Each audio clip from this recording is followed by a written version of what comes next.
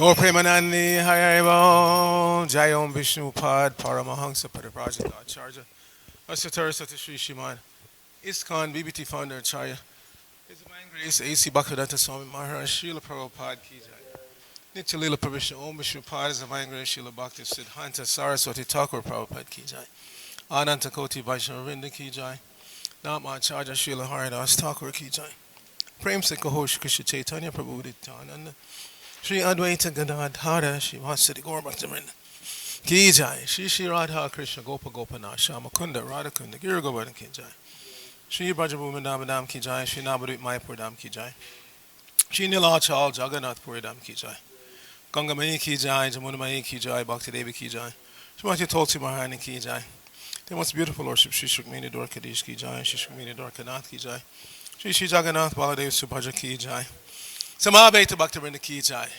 Going back to home, back to Godhead Ki Jai. ISKCON Los Angeles Yatra Ki Jai. Brihad Madanga Transcendental Book Distribution Ki Jai. International Food for Life Transcendental Prasadam Distribution Ki Jai. Shri Harinam Sankirtan Ki Jai. Nitai Gaur Premanandi Hari Haribo. All glories to the seven devotees. All glories to the seven devotees. All glories to the seven devotees. All glories to Sri Sri Guru and Guru, Lord Srila Prabhupada.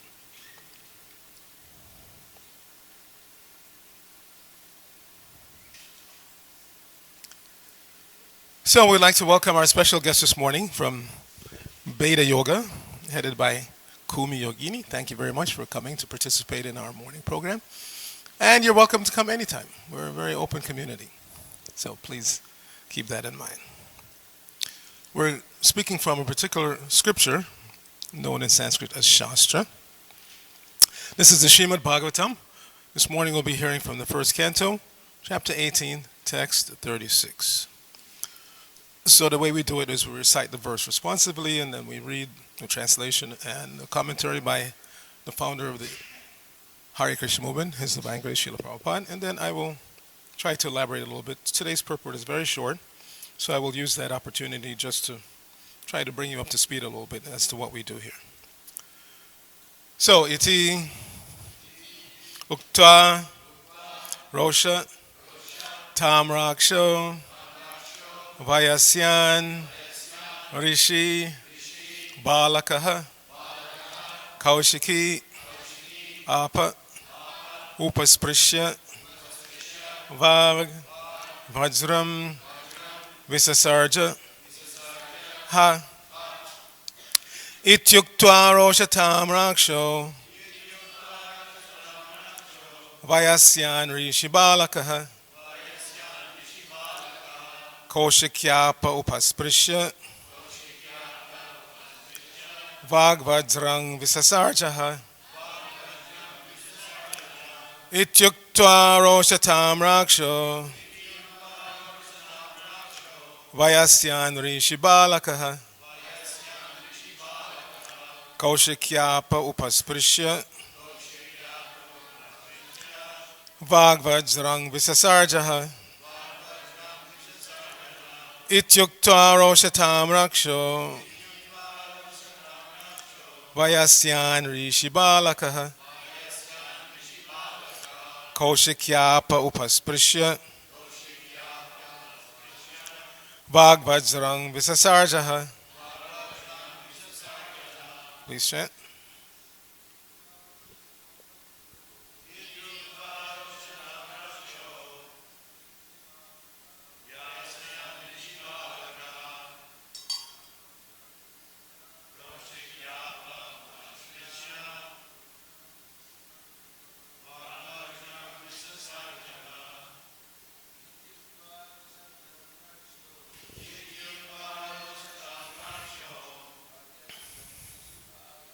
Vayasyan Rishi Balakaha Kaushikyapo Pasprisya Vagvayantarang Visasarjaha Ityukta Roshatam Raksha Vayasyan Rishi Balakaha Kaushikya Upasprisya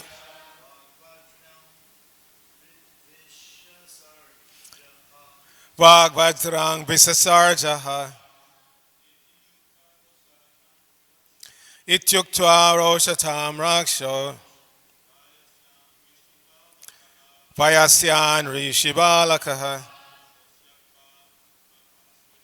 Koshikyapa Upasprisya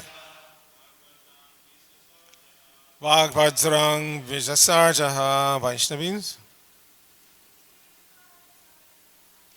Ityuktva Roshatam Raksho Vayasyan Rishibalakaha Koshikyapa Upasprisya Vagbajrang Visasarjaha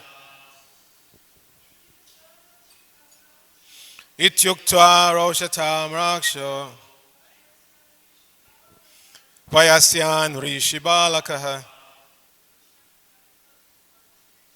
Koshikyapa Upasprisya Vagbajrang Visasarjaha Ityuktva Roshatam Raksho Vayasyan Rishibalakaha Koshikyapa Upasprisya Vagbajrang Visasarjaha. So, synonyms. Iti, thus. Uktva, saying. Roshatamana Akshaha, with red hot eyes, due to being angry. Vayasyan, unto the playmates. Rishibalakaha, the son of a rishi. Koshiki, the river Koshika. Apaha, water. Upasprisya, by touching. Vak, words. Vajram, thunderbolt. Visasarja, through. Ha, in the past. So Srila Prabhupada's translation for this verse. The son of the rishi, his eyes red hot with anger, touched the water of the river Koshika while speaking to his playmates and discharged the following thunderbolt of words. Please repeat. The son of the rishi, his eyes red hot with anger, touched the water of the river Koshika while speaking to his playmates and discharged the following thunderbolt of words.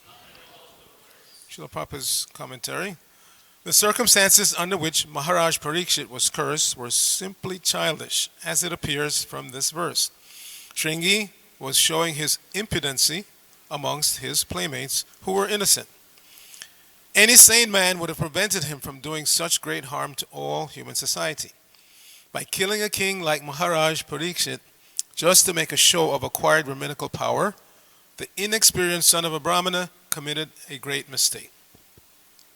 Nama Om Vishnu Padaya Krishna Prishtaya Bhutale Srimate Bhaktivedanta Swami Nityanamine Namaste Saraswate Deve Gauravani Pacharine Nirvishesha Shunyavadi Paschachadeshtarine Om Agyana Timirandasya Gyananjana Shalakaya Chakshura Unmilitam Jaina Tasmai Shri Gurave Namaha Shri Chaitanya Manobhishtang Stapitang Jaina Bhutale Swayam Rupa Kadamayam Dadati Swapadantikam Vandeyahang Shri Guru Shri Utapadakamalam Shri Gurun Vaishnavangscha Shri Rupam Sagajatam Sahagana Raghunathan Vatam Tang Sajibam Shadvaitam Savadutam Pajarjana Saitam Krishna Chaitanya Devam Shri Radha Krishna Padan Sahagana Lalita Shri Vishakan Vitangsha Hey Krishna Karana Sindhu Dina Bandho Jagatpate Gopesha Gopika Kanta Radha Kanta Namosute Tapta Kanchana Gaurangi Radhe Vrindavaneshwari Vrishabhanu Sute Devi Pranamami Haripre Vancha Kalpaturubhya Shah Kripa Sindhubhe Evacha Patitanang Pavanebhyo Vaishnavebhyo Namo Namaha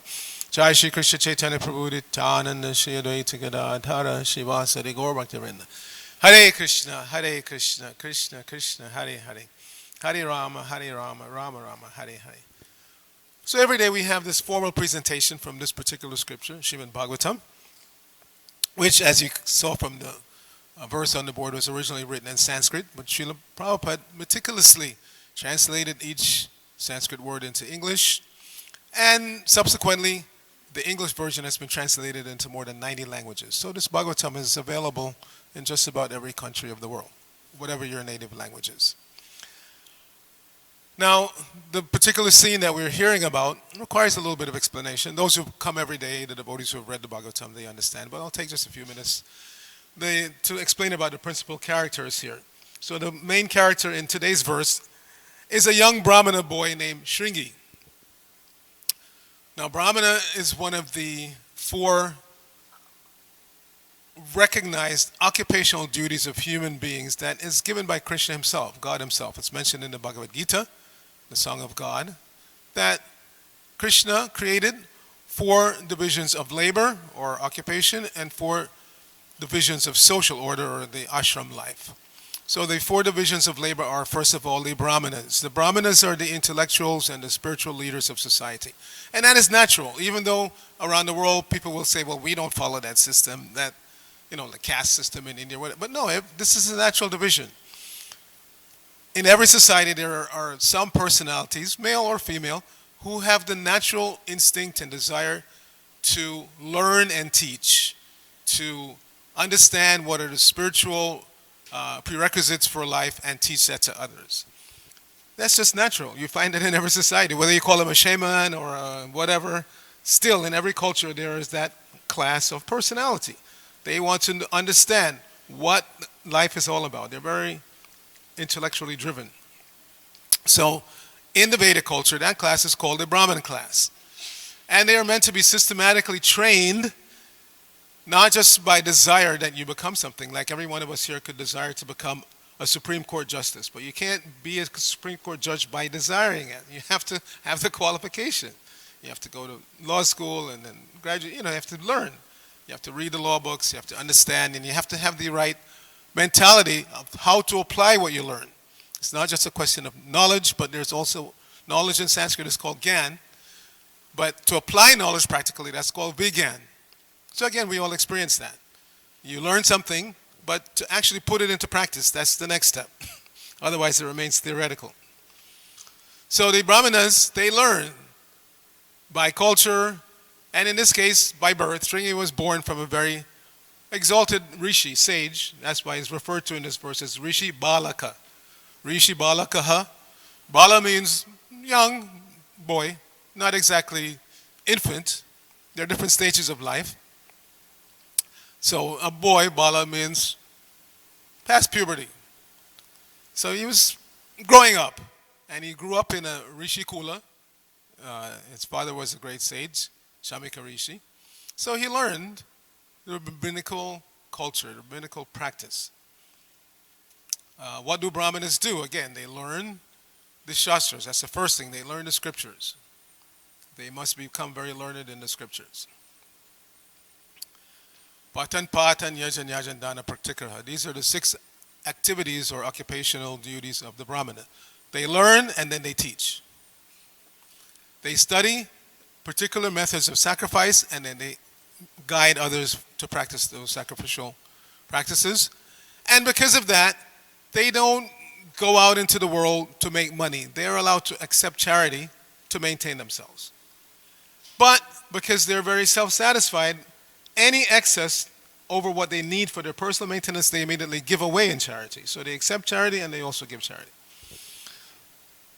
Now this boy, Rishi Balaka, because he was raised in that culture and properly taught, he had what's called Brahma Tejas. He was very powerful.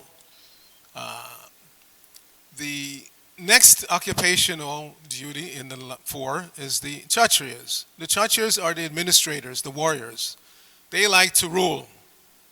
But they have to be guided by the Brahmanas and by their training so that they rule properly, not just for their self-aggrandizement, not just for taxation and then enjoyment, but for guiding people towards achieving the ultimate goal of human life, which is to go back to home, back to Godhead, back to the spiritual world. We're not actually natives of America or North America or this planet or this universe. We're actually native of the spiritual world. That's where we come from. And because of that, we can never be satisfied with any material arrangement, no matter how gorgeous. Nowadays, because that is the thrust of life, there are many people who achieve very, very gorgeous standards of living. We all know that. Right here in, when the fires hit near the Getty, everybody in, Brentwood and Holmby Hills, they had to leave.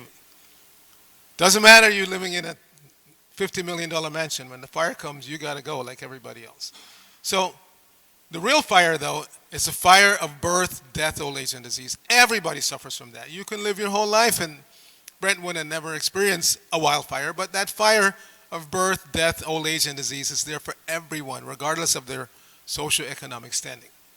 So the king or the ruler is meant to elevate. That's part of his responsibility, to see that everybody, all the citizens, are gradually elevated in consciousness to the point of becoming qualified to go back to the kingdom of God, back to the spiritual world where we came from, and where we have to return to experience eternal happiness. We cannot experience eternal happiness in this world. So the Kshatriyas, then the Vaishyas are the economic engine of society. They, we know, again, we experience this in every culture. There are a certain class of people who they just like to generate wealth, and they like to bank, they like to trade. And so Krishna says, yes, take that natural tendency, but concentrate on these things. Krishi, agricultural production; Goraksha, cow protection; Vanijam, and then trade. These are the three main occupational duties of the Vaishyas. And then the Shudras, or the fourth class, they're not qualified as Brahmanas, as Kshatriyas, or Vaishyas. They're meant to assist these other three classes of personalities. And when those four segments of society cooperate nicely, then the whole society runs very nicely. It's compared to our bodies. Our bodies have different divisions. There is the head division. So the head is compared to the Brahmana. The arms are compared to the Kshatriyas, the belly to the Vaishya, and the legs to the Shudras. To be healthy, all parts of the body have to function. You can't just concentrate on your head. The head is most important. The brain is there. So let me just take care of my head, and the arms wither and the legs wither. No, you have to take care of all parts of the body. The arms have to be maintained nicely. The stomach has to be maintained nicely. The legs have to be maintained nicely. But relatively speaking, the brain is more important. You can go on functioning if you lose your arms. But if your head gets cut off, then everything is finished.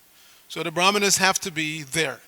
The intelligent class, the Brahminical class, has to be there to guide all the other segments of society. So this Rishi Bala, this young boy, was from the Brahmin class, the intelligent class, the intellectual class, and he learned the different activities of a Brahmana, and therefore he developed this, what's called Brahman Tejas. They have this power, especially in previous ages. Nowadays, in the age that we're living in, the age of Kali, there are no qualified Brahmanas. Therefore, you don't run into this situation where even a boy, a young Brahmin boy, had the power to curse, and that curse was effective. In previous ages, that was there. People, especially in the Brahmin class, developed this power of being able to curse someone. Now, in this case, he's cursing the king, the head of society, to die in 7 days. Why? Because the king insulted his father by draping a dead snake around his father's neck. It's a long story, but the father was in deep trance meditation, not just for 15 minutes thinking about what I'm going to eat for lunch, but real deep meditation, trance. So he was completely unaware when the king came into his hermitage. He didn't know the king was there. He was in a deep yogic trance. And the king asked him for water. He didn't respond. The king again asked. He didn't respond. So the king, out of frustration, picked up a dead snake and put it around his neck and left. Now, this was uncharacteristic for the king, because the king was also a great rishi, Rajarshi. So the Rajarshis, anybody in the rishi mentality, can not be disturbed by hunger and thirst. That's not possible. But he was placed in that situation by Krishna so that the insult would take place, and the boy, at this point, having heard the news, he wasn't even there at home. He heard the news that his father had been insulted, and childishly decided to curse the king to die, which is very un-Brahminical, because the Brahmanas are supposed to be very peaceful, very tolerant, very self-controlled. They tolerate insults. They don't react what to speak of overreacting. So what the son is doing here now is an overreaction. My father's been insulted by the king. I'm going to curse the king to die. That is an extreme overreaction. But again, this whole scenario is playing out because it is the will of Krishna. It is the will of God. Why would God want the king to die? Well, all of us are going to die. It's not that if this rishi, son of a rishi, didn't curse the king, that the king would live forever in this material world. No. We all have to die at some point. In this point, he's going to die from the curse. And fortunately, for all of us in Kali Yuga that we're living in, this power to curse somebody and have the curse come true is gone. Otherwise, practically we would all be dead. Every time somebody stepped on your door, you die tomorrow. Like that. Because we're so frustrated in Kali Yuga, trying to enjoy our senses. Every little thing sets us off, isn't it? Every little thing. This is characteristic of the age that we're living in. It's called the age of quarrel.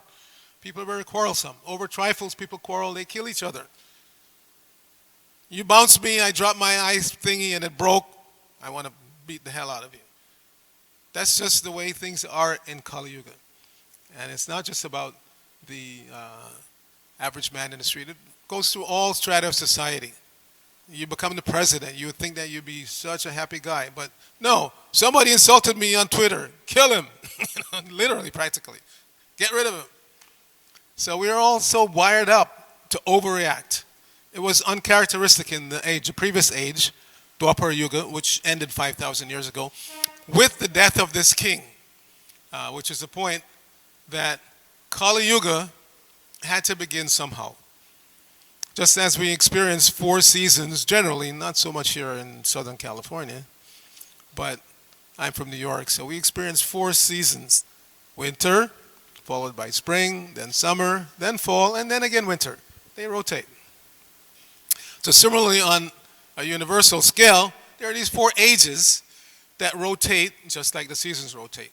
The first age is called the Satya Yuga, the golden age, you may have heard of in some literature.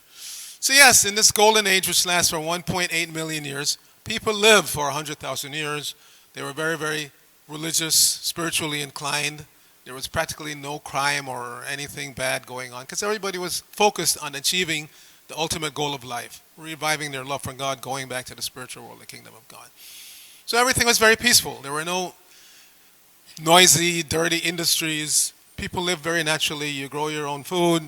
You have a cow. You get some milk. You're very happy. Nothing else required.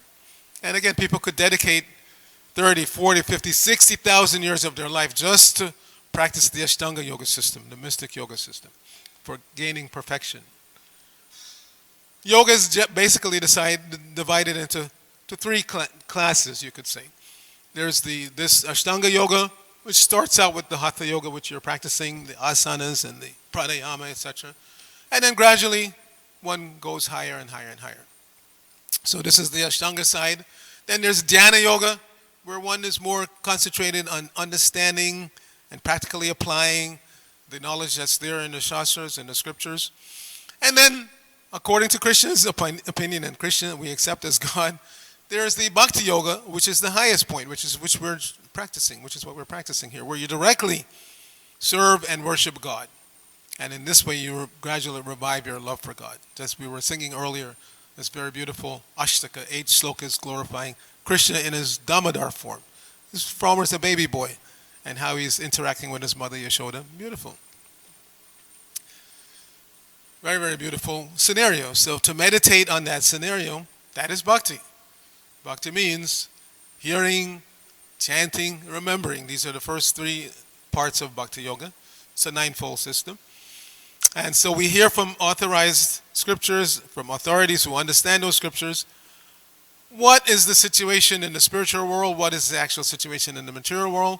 We're here in the material world, we're experiencing on a daily basis the trials and tribulations of just trying to get by here. Just trying to get by, just trying to live a normal life. It's so difficult. And it becomes worse. So the first age is the Satya Yuga, 1.8 million years. Then the next age, gradually things dwindle. It's not an abrupt change. Things change from Satya Yuga to Treta Yuga, which lasts for 1.2 million years. The duration of life gradually diminishes from 100,000 years to 10,000 years. And in that age, the practice for self-realization, for spiritual perfection, is elaborate sacrifice. Yagyas, elaborate sacrifice for satisfying Krishna, for satisfying God. And those sacrifices have to be conducted by qualified brahmanas, those who understand and can chant the mantras precisely, and they know what the goal is and how to achieve it. Then gradually that changes into Dwapara Yuga. The duration of life gradually diminishes from 10,000 years to 1,000 years. And in that Yuga, the previous age to the one we're in right now, the recommended process for self-realization, for perfection in spiritual practice, is elaborate temple worship. We're doing temple worship here, but it's not on the scale of what they did in the previous age. Previous age, they had, you're looking at the altar right now, and the deities are nicely dressed. They're wearing all kinds of jewelry, but it's plastic. It's plastic. In the previous age, all those jewelry, bangles, and the necklaces, they would be real diamonds and sapphires and rubies, and very, very expensive and very elaborate worship was conducted in those ages, in that age. And if done properly, then the practitioners, the brahmanas, and the congregation, if you would, they all elevate gradually to the point of perfection. Now, with this curse that we just heard of today, or he's about to curse him, Vajra, his words, Vak Vajra, thunderbolt words are about to come out of his mouth. He's going to curse the king to die. So with that curse, this powerful king, Parikshit, he would die in 7 days. And after that, the personality of Kali, everything is personified in this world. Ultimately, there's nothing impersonal. Everything is personified. So the personification of this age of quarrel, Kali, he will now enter through the mistake of this Brahmin boy. What are the characteristics of this age of Kali? From the previous age, 1,000 years life duration gradually diminishes to 100 or less. Nowadays, if you live to be 100, everybody thinks you're a grand old woman or a grand old man. 100 years is nothing. 10 times, it's like nothing. Very, very short. But for us, if you're 40, 50, 60s like me, 100 seems like, whoa, make it to 100. Wow, what a long life. No, it's not. Very, very short. We, the soul, we live forever, but the bodies don't. We all know that. We all know that. But until you become self-realized, you still remain body-centric. Everything is about the body. Making the body look good, dressing the body, taking the body from here to there, and everything body-centered. Self-realization means understanding and experiencing and living on the platform of spiritual existence. And I am a spiritual being. Everybody here is spiritual. The ant is actually a spirit soul. Everywhere you see life, plant form, insect form, animal form, demigod form, human form, wherever you see life, there's a soul there. That soul has a right to live a natural life and die a natural death. And therefore, when we interrupt that cycle, that is sinful. And one of the reasons why in Kali Yuga there's so much suffering is because there's so many foolish people driven by just to satisfy their tongue. They kill so many animals. And the sin of killing all those, of course now you're yogis, you're all vegan, vegetarian. You're not in that category. But the vast majority of people on this planet, unfortunately, are still in that category. They think it's okay to kill animals and eat their flesh. And that sinful reaction builds up.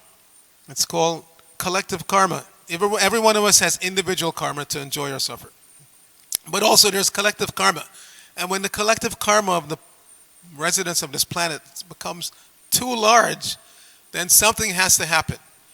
And from the scriptures we understand what happens is war, famine, drought, pestilence. These are all punishments for the wanton killing of animals and other sinful activities. But primarily, this wanton killing of animals is completely unnecessary. As all of us in this room, I presume, are either vegan, vegetarian, we know from personal experience. I joined this movement at age 20, between 21 and 22, 1973 in New York. I was not vegan, vegetarian at that point, practically, because I was a college student and the only thing I could afford for lunch every day was pizza. But not really vegan, vegetarian. But as soon as I joined this movement, became, And I can say from practical experience that if you maintain a vegan vegetarian diet, you don't lose any physical strength or mental acumen or no. It's a myth. For many years they were propounding this myth in society. You must eat foods from this category, fish and meat and eggs and no, totally unnecessary. Totally unnecessary for maintaining the human body. So if the collective human society on this planet would just return to an agrarian-based diet, so many things would be set right. So many things would be set right. The climate, the environment, the collective karma would be greatly reduced. So, very, very simple transition. But it requires some spiritual understanding. Because we don't practice a vegan vegetarian diet just for physical health. We do it for the spiritual understanding that all of these animals and even the plants have a right to live. So if we interrupt even the plant life, there is some reaction. And that reaction is mitigated by offering whatever we eat to the Lord before we eat it. Before we eat it, we recite some nice prayers, asking the Lord to accept this offering. And then what is left is called prasadam. We will take after this class. We will go next door in the restaurant and hopefully you'll be happy with what we've prepared for you. But the idea is that we have to be very careful in how we live. And our own worst enemy in life is not the president or people in another country or the weather. It's our own desires. Here in this verse is mentioned, Vak Vadra. Very thunderbolt words are going to come out of the mouth of this young boy, Brahmin boy. But we take shelter of Krishna. There's a very nice verse in the 5th canto, 18th chapter, where Prahlad Maharaj and the residents of Jambudvip, they're offering this nice prayer to Lord Nrsingadev, the half-man, half-lion incarnation of the Lord. And in that verse, Om Namo Bhagavate Narasimhaya Namak Tejas Tejasai Avir Avir Bhava Vadra Nakra Vadra Dhangstra Karma Shayan Randaya Randaya Tamagrasa Grasa Om Swaha Abhayam Abhayam Atma Bhuyishta Om Kshom. Very, very beautiful prayer. Chapter 18 of the 5th canto, text number 8. Take the time to read it and try to understand. So in that verse, Om Namo Bhagavate Narasimhaya. Prahlad Maharaj and the residents of Jambudvip, they're offering prayers again to Lord Nrsingadev, half-man, half-lion incarnation of the Lord. Vadra Nakra, Vadra Dhangstra, his nails and his teeth are like thunderbolts. Karma Sayan, Randayan, Tamagrasa Grasa Om Swaha. Please enter our hearts and destroy the demonic desire for fruitive activities. See, this is what keeps us in this material world. We have demonic desires for fruit. We want to enjoy the fruit of our labor. Yes, I will work, and I will even work hard, but I want to enjoy the results. But the scriptures instruct us, no. If you take the result of your activities, then you have to take the reactions that come with it also. And inevitably, there are going to be sinful reactions because even inadvertently, we commit sins. We step on insects as we walk down the street. We disturb so many living entities in so many ways. Sinful reactions will be there, inevitably. So if you work for the satisfaction of Krishna, of God, then there are no reactions to enjoy or suffer. It doesn't bring you back to this mature world. Because even if you are a good person, you do good things, you give in charity, you do all nice good things in life, you have to come back to enjoy the result of that good karma. And we are instructed by the scriptures how to see what is good karma. But back to that verse for a moment. So, Tamagrasa Grasa Om, please drive away this desire for fruitive activity so that we may become fearless. We may become fearless. Abhayam. Everybody in this world is affected by bhaya. Bhaya means fearfulness. Everybody's fearful. What's going to happen to me in 10 years? Am I going to be able to survive, attacks from so many different possibilities are there. We're always driven by fearfulness and how to avoid fearful situations and how to avoid bad situations. And unfortunately, as Kali Yuga progresses, because it's the age of coral, it becomes more and more difficult. Even your own countrymen. Everybody's willing to die for their country, but your own countrymen will kill you if you don't think the way they think. How dare you be a Republican when I am a Democrat, or vice versa? How dare you support that regime when I don't like them? Like that. People will fight and quarrel over everything. Even the colors. Some neighborhoods you live in this neighborhood, you don't dare wear red sneakers. We're the green sneaker community. You come into this community wearing red sneakers, like that. So it's crazy. This material world is not a nice place, ultimately. We try to make it nice. We try to make it nice, but it's not meant to be nice. It's designed by the Creator to be dukalayam ashashvatam, full of misery and temporary. We are eternal. We want to go back to that kingdom of eternality, where we can be happy forever. Where Krishna is enjoying. As you came in, when we greeted the deities, there are two nice verses that we chant from Brahma Samhita, which is a very wonderful scripture given to us by Lord Brahma, the creator of the universe. So the first one we sing is Vainum Kwanantam Aravinda Dalayataksam Barharatam Samasitam Buddha Sundaram. We're worshiping Krishna, Vainum Kwanantam, who he's carrying the flute. And there's so much knowledge in the scriptures, precise knowledge about God. Many people say they believe in God, they love God, but ask them, who is God? And give me something that I can hold on to about God, some information. You'll find in other traditions there's maybe not so much, but in this Vedic tradition there's so much. Vainam Kwanantam, he is holding a flute. And there's so precise description. If you read another scripture called Nectar of Devotion, Krishna has 3 categories of flute. The Venu, the Murali, and the Vagsi. 3 different categories. And it's described how long they are and how many holes they have. Very, very precise. You see in the middle altar, Krishna standing there with the flute. So he's carrying a flute. His eyes are like blooming lotus petals. He's wearing a peacock feather in his hair. He stands in this threefold bending form. All that information is there in the scripture. All that information is there. So to meditate means to meditate on factual descriptions of God. And by that meditation, we become satisfied. By decorating Krishna, the forms of Krishna here, we become satisfied. We don't necessarily have to buy the latest, outfit just because everybody else is wearing it. No, we're satisfied wearing simple clothes, and we dress Krishna very elaborately. So this is meditation. This is the Bhakti Yoga, culmination of the yoga system. And we recommend everybody start out, and actually it's the end also, by chanting this Hare Krishna mantra that you experienced. We chanted. Everybody say Hare. Hare is referring to Radharani, the eternal female consort of God. God is worshipped as the divine couple. And then Krishna. Krishna is the all-attractive Supreme Personality of Godhead. We all try to be attractive by our appearance, by our intelligence, by so many ways we try to attract others. But Krishna is the most attractive person. Very, very easy to understand. If he's the supreme, then he must be supremely attractive. And then Rama. Rama means God is the source of the highest pleasure. Again, every one of us, we want pleasure, and we understand very early in life that if we want pleasure from others, we have to also try to give pleasure to others. But how much pleasure can I give to you or you can give to me? Not very much. We're tiny. We're minuscule. Our potency to give pleasure is very small. But Krishna's potency to give pleasure is unlimited.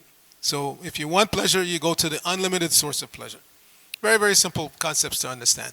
So in this verse again, to summarize, Shringi, this inexperienced Brahmin boy, is going to curse the king to die, but because he has that Brahmin tejas, the curse will be effective. In 7 days, the king is supposed to die. And what does the king do? He doesn't retaliate. He could. He was a very powerful sage himself. He could have retaliated, but he didn't.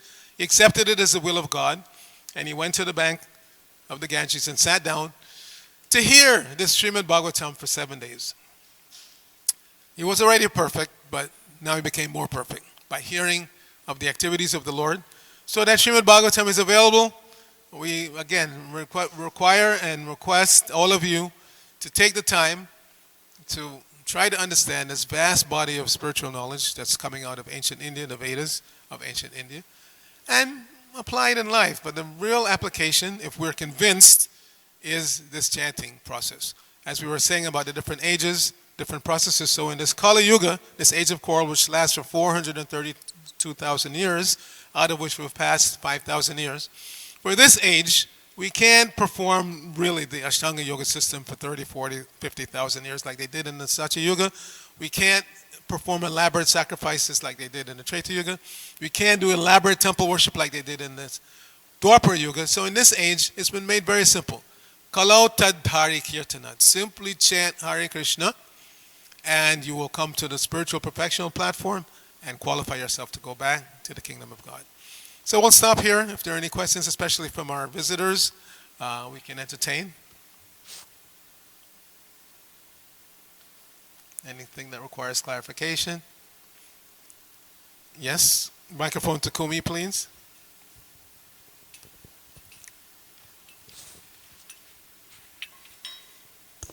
Hare Krishna, thank you for a wonderful class. You mentioned that there were certain qualities of good karma, how you can recognize good karma. What are those qualities? So, these are the ways you can see in your own life and the lives of others if you have good karma. So the first thing is janma, birth. Birth in a good family, a first world country, like that. That means good karma from previous lifetime. Then, physical beauty. If one is physically beautiful, handsome, good karma. Then intelligence. If one is very intellectually savvy, very sharp, that means good karma. Then health.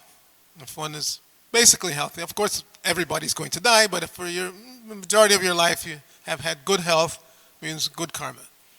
And again, just the opposite of all of those categories means bad karma. And one that may not be so obvious, but freedom from legal entanglement.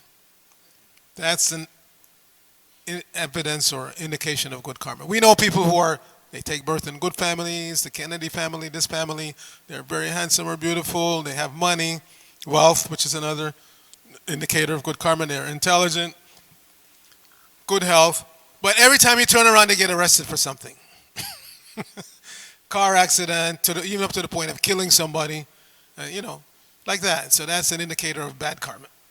So these things, birth, health, wealth, intellectual prowess, and freedom from legal entanglement. These are the signs of good karma. And just the opposite means you're suffering from bad karma. Something else? Sachi Tanoi?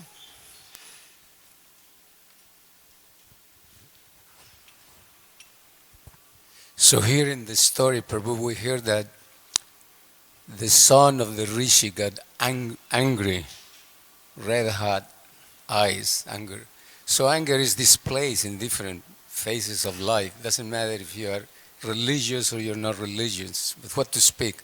So can you explain how anger can be sometimes, it has a place and doesn't lose its quality of being spiritual, for example? So generally speaking, we should try not to become angry. Anybody here experience that level of anger like this boy is experiencing? Red hot eyes. You get so angry about something that happened. But generally speaking, we're meant to live life on a very controlled way, because anger, especially to that level, can be very destructive. Not can be, it is very destructive. It's destructive to our own peace and existence, and can be very destructive to the existence of others. However, anger can be utilized in the service of the Lord.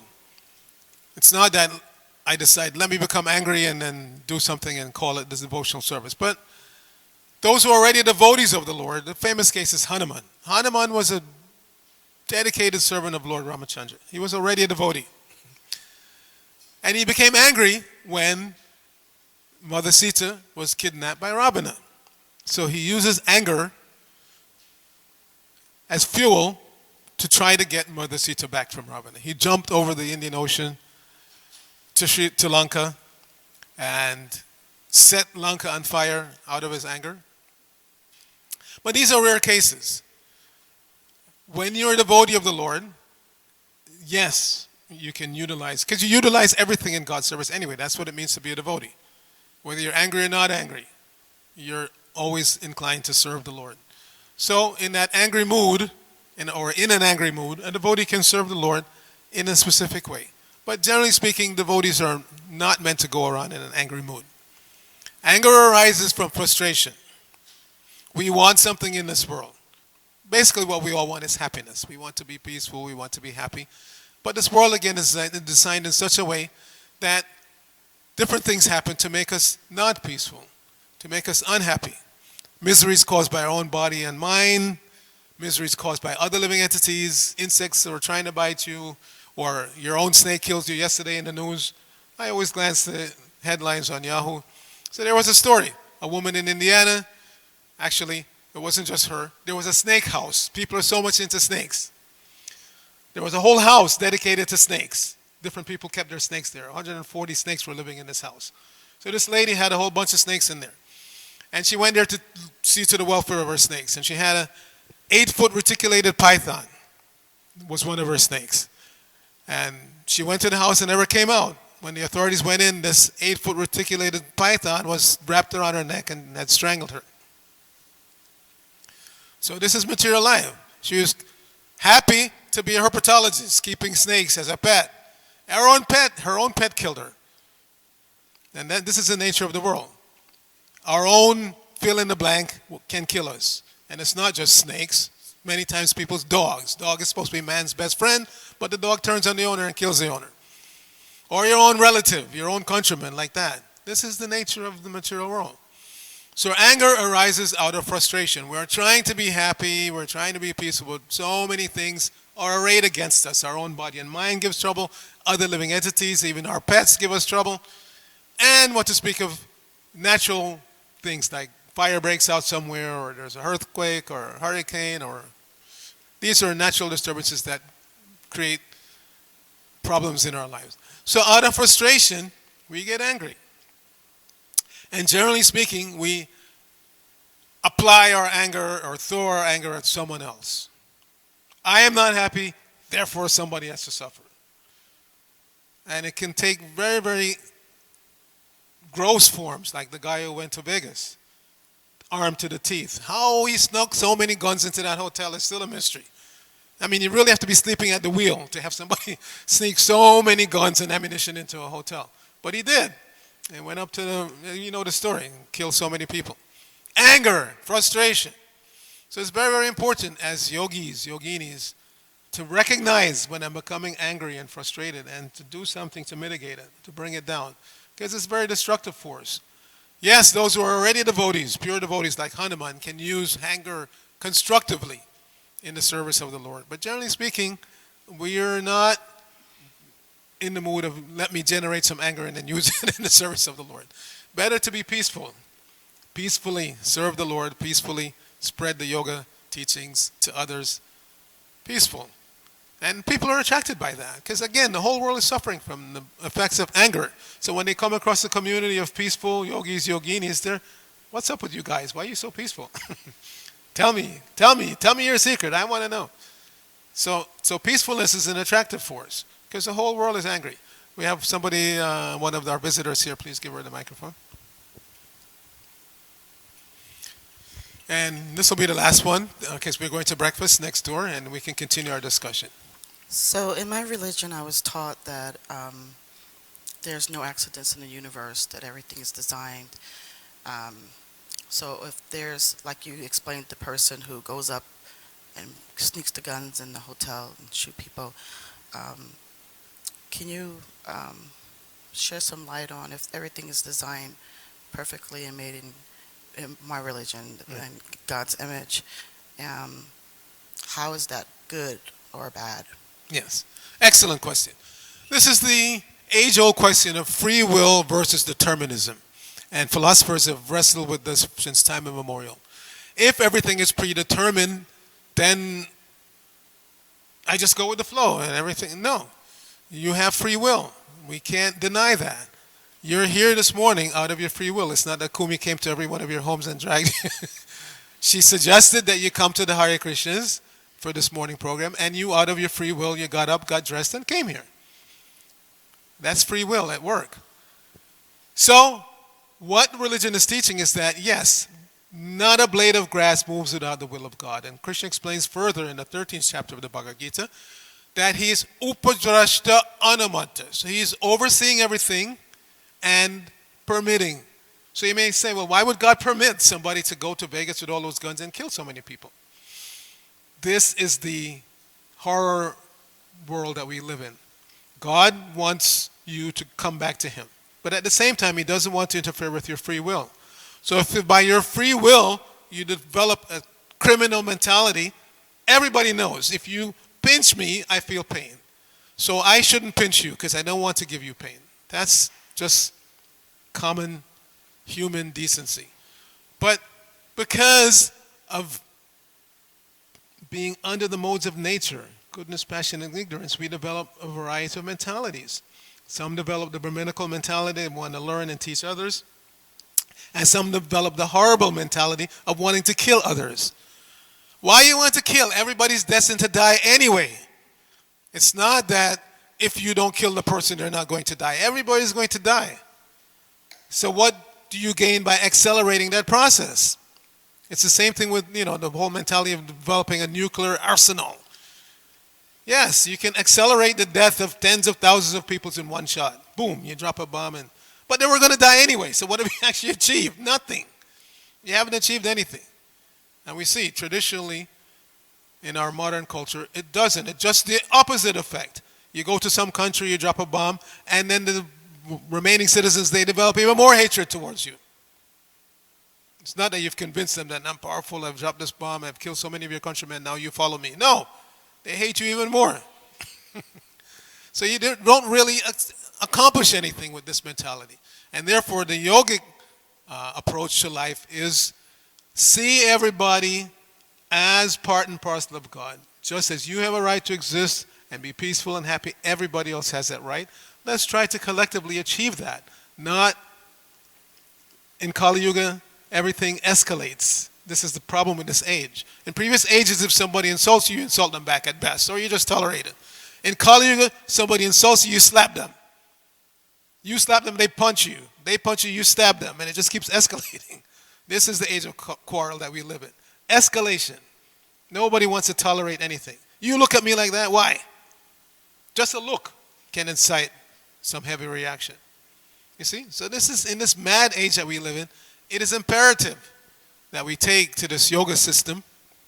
We recommend the Bhakti Yoga system, but any one of the yoga systems will gradually elevate the consciousness to the point of self-realization, where we then definitely, forcefully live in such a way that we don't cause any harm to others.